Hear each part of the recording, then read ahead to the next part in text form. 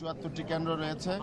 সেই কেন্দ্রগুলিতে কি রকম হয় আশা করি আমরা খবর পাব। তো আমরা কিন্তু সেই আশা নিয়ে এই নির্বাচনে এসেছি যে একটি অবাধ, সুষ্ঠু, নিরপেক্ষ নির্বাচন সরকার উপহার দিবে। নির্বাচন সকল নাগরিক তারা নির্ভয়ে বিনা বাধায় ভোট কেন্দ্রে আসতে পারবে এবং তাদের ভোটাধিকার পছন্দসই প্রার্থীকে দিতে পারবে।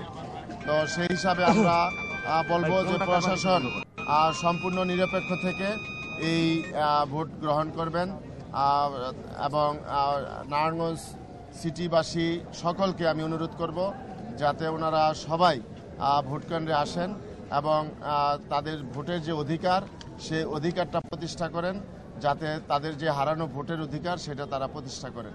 তো এই যদি অবাধ, সুষ্ঠু, গ্রহণযোগ্য নির্বাচন হয়, ইনশাল্লাহ আমরা এই নারায়ণগঞ্জ সিটি কর্পোরেশন নির্বাচনে এই ধানের শীষ প্রতীক নিয়ে আমি বিপুল ভোটে ইনশাল্লাহ বিজয়ী হব ইনশাল্লাহ।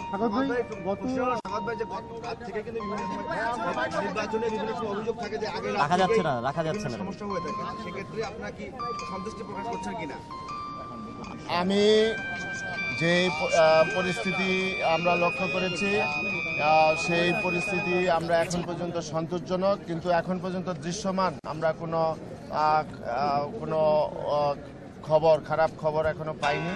তো আমরা চাই যে রেজাল্ট এর পূর্ব পর্যন্ত আমরা কোনো খারাপ খবর শুনতে পাবো না।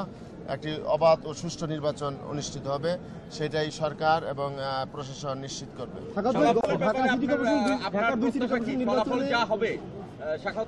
ফলাফল যা হবে আপনি নেবেন কিনা? আপনি যদি নির্বাচিত না হন, জনগণের ভোট যদি অন্য প্রার্থীর পক্ষে যায়, সেক্ষেত্রে আপনার প্রত্যাশাটা কি হবে? আমরা চাই অবাধ, সুষ্ঠু, নিরপেক্ষ নির্বাচন। সেই অবাধ, সুষ্ঠু, নিরপেক্ষ নির্বাচনে যদি জনগণ যেই রায় দিবে সেই রায় আমরা মেনে নিব, যদি সেটা সুষ্ঠু নির্বাচন হয়। রাজধানীর 2 সিটি কর্পোরেশন নির্বাচনে বিএনপির কথা দিয়েছিল তারা ভোটে থাকবে, কিন্তু শেষ পর্যন্ত মাঝপথে যেয়ে তারা ভোট থেকে সরে গিয়েছিল। কিন্তু আপনি কি শেষ পর্যন্ত ভোটে থাকবেন কিনা? মাঝপথে পর্যন্ত সরকার এবং প্রশাসন এরকম কোনো আচরণ করবে না যেটা আমাদেরকে আমরা সরে যেতে বাধ্য করে।